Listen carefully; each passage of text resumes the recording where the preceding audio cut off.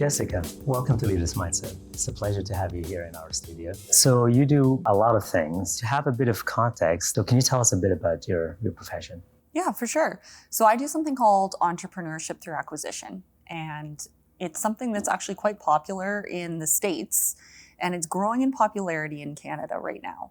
But that's essentially where I buy an existing profitable business from an owner who's looking to move on to their next chapter.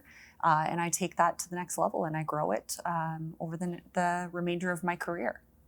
Wow. So why would somebody making profit and generating revenue sell their business to you? Yeah, I mean, that's a great question. And when I have conversations with owners, that's the first thing that I zero in on is, are they ready to sell? Because I'm not interested in buying a company where the owner's heart is in it and they think that they have more to give. I mean, it's their company. They've put blood, sweat, and tears into it. But there's so many reasons why an owner would sell. And I think one of the main ones is that, you know, the baby boomer population have built businesses that they're very proud of, but now they're at a point where they want to go on to that next chapter. They want to travel, they want to spend time with their grandkids, and they might have a profitable business, but they're just ready to step away from it. And then there's quite honestly some sadder reasons, like, you know, sometimes divorces, sometimes illness. There's a whole list of reasons why people might need to sell their business, even if it is already profitable. So what do you do with that business once you acquire that business? So our philosophy is we buy and we hold on to it and we build it. We're not looking, it's not like house flipping. A lot of people do that with businesses. They buy a business that, you know, is trending upward. They bring all of their best skill sets and resources to it, and then they resell it again within 3 to 5 years. There's not a right or a wrong way to do it. It's just that our philosophy is, you know, we want to continue to grow and build on the legacy of the owner and the founder that had created the company. So yeah, that's what we do, is we get to know the business and we really understand it. We give it the resources that it needs and then build it into its next chapter of growth. Have you acquired a business lately? No, so I'm only looking to do one. No, I'm about 6 months into my search. I've made a couple of different offers on a business, and neither one at this point has worked out. But they say that on average, for a searcher to acquire a company, they need to put in 5 offers. For whatever reason, deals don't always go all the way through. It's actually quite rare for a buyer for their first offer to go all the way through. What are the specific criteria so you look into before you purchase a business? Yeah, so it differs for everyone that's looking. I have 5 golden rules. The first is that there needs to be pre-existing leadership, and the owner can't be the business. So if the owner is looking to go on to its next chapter or their next chapter, and they have all of the relationships, all of the knowledge of the company, and it quite simply can't run without them, I can't buy that business. The second being, it needs to have a profitable product. It needs to be able to have high margins and growth opportunities. The third is it needs to have a strong market position. I prefer in the top 1 to 3 in their space. And then fourth is I look for B2B, is primarily the business to business. And then finally, just personal alignment. It needs to be something that I can bring my unique skill set to. So my background, I have sales, marketing, and operations. And if the core of that is what makes the business run, I'm a really great option for the business. If it's not, I don't adjust myself to fit the business. That's not right for anyone. And the reality is I just need to buy one. Do you want to buy our FitX Grow production company? Are we doing a deal right now? No, it's interesting. I would have a whole list of questions. So using that as an example, if you were to come to me and say, hey, I'm interested. And by the way, like a lot of owners have reached out to me and I've sat down and had the conversation. I do have like a very thoughtful approach to it. It's as much to make sure that the company that I'm buying is the right fit for me, but also that I'm the right fit for the company. Culture is so important. Absolutely. And if you look at, replacing a leader, it's so important that the leaders have a similar alignment if you're going to be successful. Absolutely. So I would go deep in on, obviously there's this whole financial side. Yeah, we acquire a company. My company will be between 500,000 and 5 million in EBITDA. It will be, we got certain levels on what the gross profits need to be, what the revenue growth or CAGR has been. But then we also need to have the softer side of things and the soft skills of, what's the tenure of the company? How do people operate and what's the opportunity? So many different things I look at in a company. So at first glance, I think you have an amazing company, but we would need to do a deep dive. Exactly. So once you acquire a company, do you keep the staff with you? I think that if you're not changing, you're falling behind. But in this case, I think that change is tremendously risky when you acquire something new. I think that culture moves at the speed of trust. And when I acquire a company, we always say we don't change a thing in the first 6 months. We are learning. You come in with a great deal of humility, understand that the people who came before you know this business better than you do, and that it's your job. You've got 2 ears and 1 mouth, so use accordingly.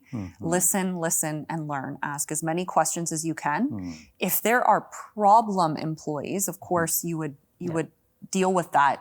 But for the most part, my philosophy is the people who have built this company are the reason it's successful. So why on earth would you change what's working? Right? So often I see tenure as a sign of a very healthy company. These people are committed. They know this inside and out, and we're building. We're not completely transforming because these are already good companies. So going back to you don't fix what's not broken. Absolutely. And you change as little as you need to. You're being named top 40 under 40. What is that like? Well, by the way, congratulations. Oh, thank you. It's interesting. I've been fortunate to have had a number of awards over my career so far. And I think for me, it's not about the award, it's the celebration of impact. And I think that that's so important to me, is being able to leave places and people and things better than what I found them. So, and of course, awards, I think, add a level of credibility. So when I'm speaking to potential business owners, being able to say that, I'm not just saying you can trust me. I've been acknowledged in these ways. It adds that comfort. And really, when I look to building trust, because trust is the bedrock of what an interaction like that is going to look like, the more tools I can have for that, the better. Must be a great feeling. Oh, thank you. Yeah. You left a career that you once had, and you, in fact, said you loved that career that you had before to a completely different industry. And if you loved that career, what happened there? Like, did the love fade away? Is that what happened? So I'm a big believer that I will never be stuck doing something I don't love. So I'm very grateful when I was deciding what I wanted to do for university. My parents didn't push me. They didn't even push me to go to university. It's like, what is your passion? And because of that, I learned to follow my passion and what lit me up inside ever since. So I actually went to school for English literature. I read the entire British canon. I can read essays. I can speed read like no one's business. And I'm so grateful for that. I took psychology. I also was interested in public health. And I just took this kaleidoscope of classes and just followed my curiosity. And then, my career led me to an incredible job at Home Hardware Stores Limited. And it was one of those moments where I just almost had a feeling. I'm like, I'm going to spend some time here, and I'm going to work here and love it. And I did. Right up until my very last day, I loved every moment of it. It really wasn't me leaving something that it was wrong or bad. It was just that it was time. There was this opportunity with regenerative feels very once in a lifetime. It feels absolutely life-changing. And I think when you're presented with an opportunity, I'm not going to lie, it was actually originally quite hard for me to make the decision. I was doing something I loved. But there's so many parts of what I'm doing now that adds purpose and lights me up inside. So Jessica, we know that a lot of tech startups just raise money and they just position themselves to a point where they just want to sell it to another big tech giant, right? For example, Instagram, they weren't making revenue, they weren't making profit, but they sold it for $1 billion. How does that work? Well, I think there's a lot of reasons why if they're not showing the financial modeling, but they actually have value to another company. I think in Instagram's case, it's the users. I mean, I'm on Instagram. It's a tremendous platform and tool. And so they're also selling the users that go with that. So that will be a big thing. If to be worth a lot of money, it's also a strategic buyer might look at what else are they offering that they can absorb into their existing solid business and have that functionality that didn't exist before. So that's one reason. Moving away from Instagram, another reason why tech companies might be valued so high, even though they're not making money, is just that they're so scalable. So for very low CapEx, you can scale a tech company very quickly. So you want to be more on the safe side and acquire basically a business that's already generating revenue, profitable business. That's basically the goal. So traditional M&A in the small to medium-sized business would be between 3 to 5 times multiple valuation on EBITDA for a business. Whereas tech is double digits sometimes. And that's just, it's out of my price range.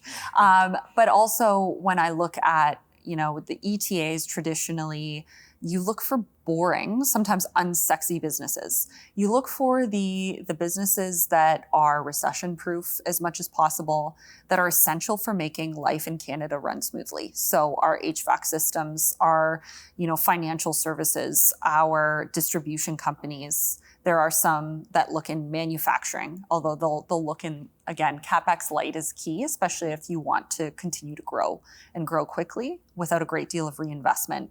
So it's companies like that. And there's value and merit in that. We need people who are willing to step up and be entrepreneurial in these areas. And it's the strength of these types of companies that are going to allow entrepreneurs and CEOs like me to be able to take that business to the next level. A lot of tech startups start here, and especially in our region, Waterloo region, we're very well known for tech startups. As soon as they get the ball rolling and get seed funding, they move to the States. Well, why does that happen? Well, I think that there's a lot of different reasons for that. I think one, there's a larger market size in the States. When you look at it, they dwarf us in comparison. For that very reason, there's probably more fundraising opportunities.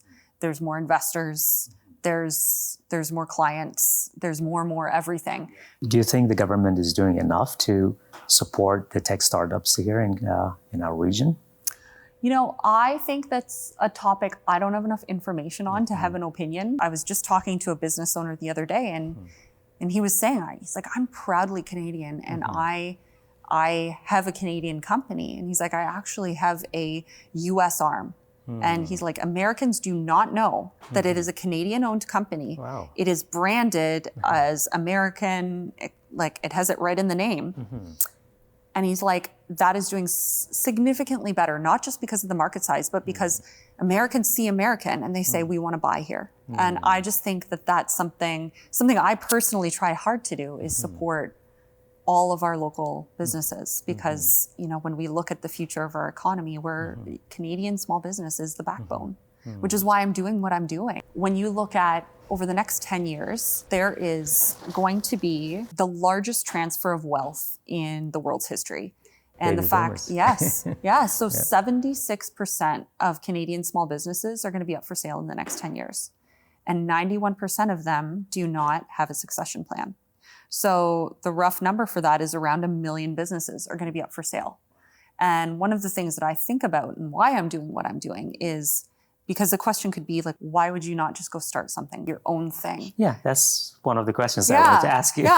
But when you look at the fact that there's going to be 1 million of these businesses, and these businesses that are good businesses that owners have poured like blood, sweat, and tears to build, and they're going up for sale. So they have a few options, but the majority of is you're going to be bought by a strategic buyer and just consolidated into something else. So you get to live on, but under a larger umbrella, which, I mean, again, there's no good or bad. It's just what is best for you.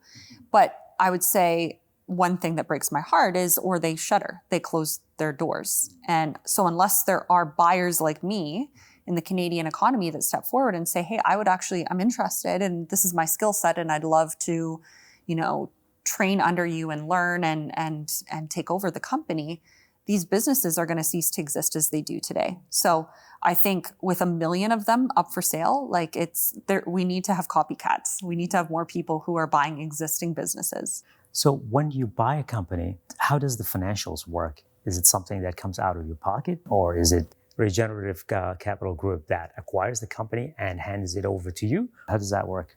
So one thing that I love about the way that Regenerative is approaching this is they're looking at, there's a great deal of inequality in the world, but we're looking in our sphere of influence, which is Canada. When you look at search funds across North America, we are the first of our kind in many ways.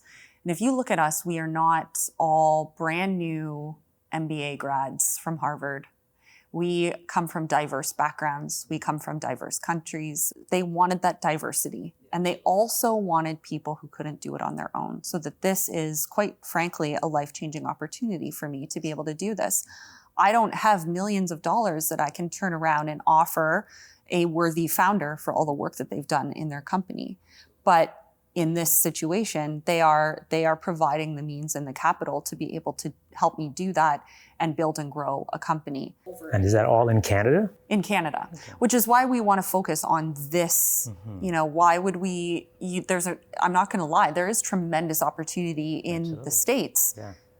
But why, when you look at your sphere of influence, we're Canadian, we know Canada, and I think it's so important to support the economy that you're in. Yeah, absolutely. So one of the things you mentioned about is the floor, the staff. For most of the time, we find that corporations, decisions come from top down, and we don't see a lot coming from bottom up. How do you see that? What's your take on that? I think that if you're going to look at your business as a living system, you need to understand that everyone is an essential part of your business, and that listening and asking questions is such an important part of leadership. I think that to be a really great leader, you need to really understand who the people are in your business and what their skill sets, and help build and develop them and support the capacity so that they can support your business. If they feel tied into that, you're creating a culture where they're going to want to stay. I think the other thing is top down. There are times in an emergency where that is an acceptable thing. Everybody out, the house is on fire. But that doesn't need to come from a leader. If you've empowered someone, that can come from anyone who's been, is tied to that deeper purpose.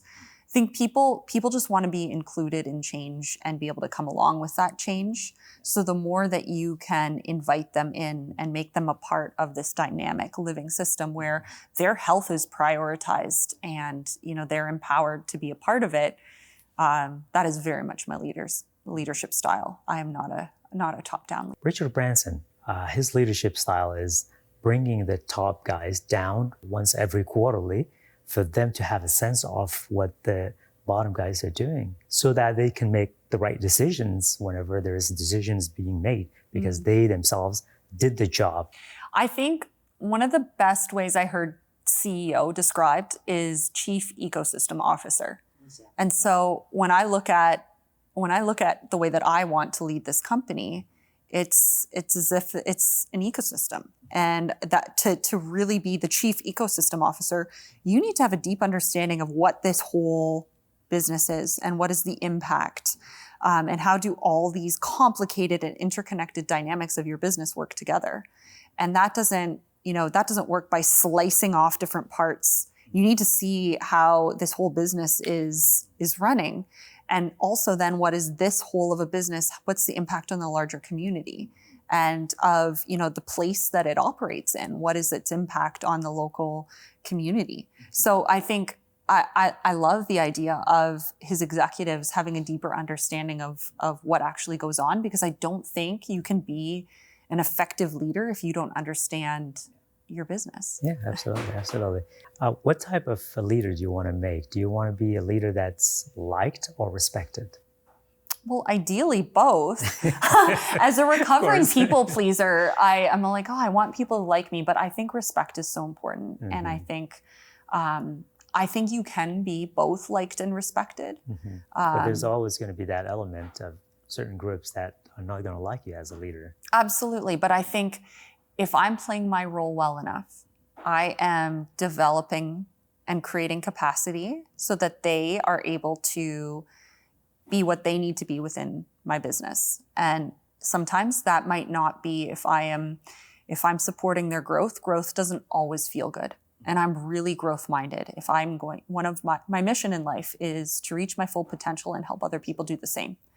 So sometimes reaching full potential is uncomfortable and hard, and you don't always like the person who's helping you do that. So I would definitely vote respect. A lot of leaders get so much consumed with the vision and the mission of the organization, and sometimes they just forget about the people. It becomes very difficult. I know quite a few leaders that are so busy and consumed with work, and they just lose touch with the people sometimes. What's your perspective on that? I think that I love the word co-create, because I think that the more that you can get your entire organization to co-create the direction and vision, it should never be the CEO who's out front pulling. Everyone should be engaged and dynamic and a part of where the company's going. So the CEO shouldn't be separate from the people. If not every person, if every person is not involved in achieving the vision and the outcome of the company, you're never going to reach your goal. It's so much harder. And I guess the other thing too is I heard something recently of you can either be a tugboat or a lighthouse. And so many leaders are pulling people along. If you can just be a lighthouse, live the values, just beam it out, people will follow and engage with that and learn, and you can help create the capacity in that way.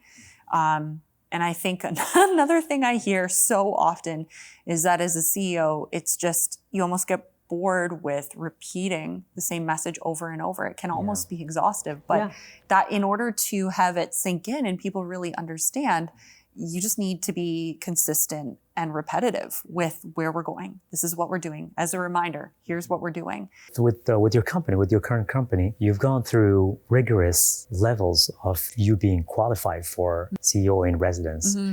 I think you traveled somewhere. Yeah. Was it like a camp kind of for you to get that coaching? What was that like? Well, we needed, it was about 6 months of interview process. And one of the things that they told us in the process, though, is what I'm doing right now is hard. And being a CEO is very hard. And so they created almost a microclimate of what that hard is going to look like. And they wanted to see who are the people who are going to be able to do case study after case study and follow instructions, but also be creative, but also be curious, but also be, bought into this regenerative vision that we're moving forward with, where we care about people and planet and impact. And it's a tall order. And I think that's another reason why the people who ultimately were selected look very different than a lot of the search funds, because ultimately they put us through a series of really rigorous tests that ultimately just tested our character. Wow. Not just our skill set. So there was a number of interviews that we did with the key personnel at Regenerative, but then we did a number of business case studies, because ultimately, I do need to read a balance sheet in order to run a business. And so they wanted to make sure that basic skill set was there.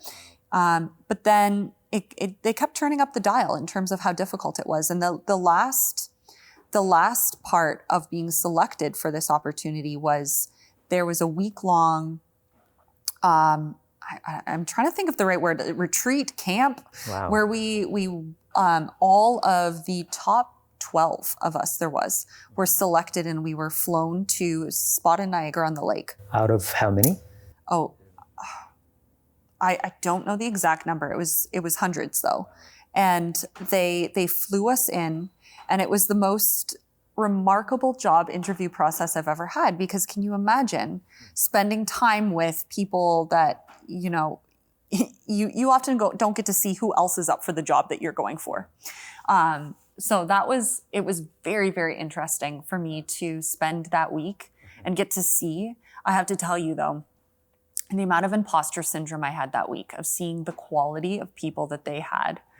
You know, there's current CEOs of many hundreds of thousands of billion-dollar companies, right? Like they've run it, they've done it. And I was sitting there thinking, like, why me? Why am I here? And so I just chose to be as authentic to who I was and just have fun and take in all the learning and be curious and open to the opportunity. And, you know, and that was, you know, the head investor at the very end of the week said to me, he's like, you know, you really felt like we were testing your knowledge of all these different things. He's like, I can teach you all of that. We were testing your character. Yeah, and it's the attitude. Yeah.